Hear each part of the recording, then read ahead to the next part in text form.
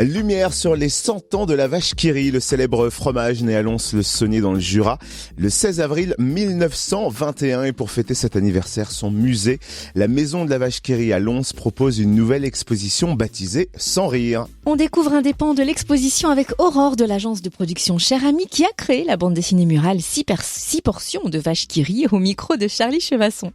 Alors, Cher Ami, c'est une société qui s'associe aux 100 ans de la vache qui rit ici à Lons-le-Saunier. Et qu'est-ce que vous présentez donc dans ces nouveautés ?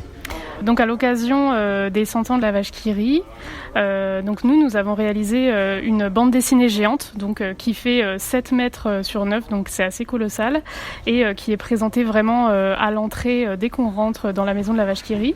Donc on a en fait 6 petites histoires qui sont des années 20 jusqu'aux années 2020 et qui sont sur quelques anecdotes un peu rigolotes autour de la vache qui rit, donc surtout d'un point de vue consommateur. Alors les anecdotes, elles sont à partir de quoi ? De choses qui ont été vécues, que la maison vous a données ? Alors oui et non. On a par exemple la première histoire qui est en fait une histoire vraie qui est vraiment sur la conception du dessin de la vache qui rit. Et après c'est des histoires qui sont plutôt du vécu du consommateur.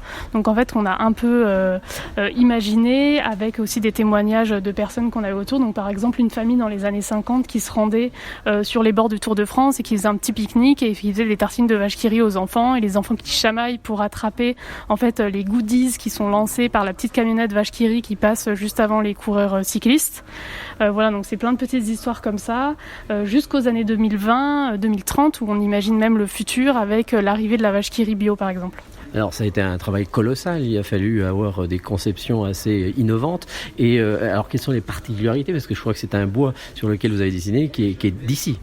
Oui, tout à fait. Alors c'est un bouleau qui nous a été fourni par la menuiserie Paget de Lons-le-Saunier avec qui travaille beaucoup la maison de la vache qui rit. Et ensuite, ça a été réalisé en fait avec une impression UV faite par la société Arcade Concept à Lyon, donc avec un dessin qui est directement imprimé sur le bois.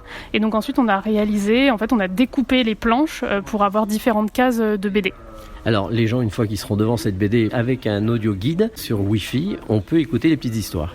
Oui, tout à fait. Pour chacune des histoires, donc les 6 histoires, on a réalisé 6 petites boucles sonores d'environ 2 minutes, où pour chaque, on a des comédiens qui en fait jouent la BD avec un sound design qui va directement immerger le spectateur dans l'histoire. Et ces bandes sonores ont été réalisées en 4 langues pour l'audio guide de la maison de la vache qui rit. Donc on a le français, le néerlandais, l'anglais et l'allemand. Merci beaucoup Aurore de l'agence de production Cher Ami qui a créé une bande dessinée murale pour l'exposition Sans rire qui célèbre les 100 ans de la vache qui rit à voir jusqu'au 31 décembre. Propos recueillis par Charlie Chevasson et pour en savoir plus, rendez-vous sur le site de la Maison de la Vache qui rit, www.lamaisondelavachequirit.com.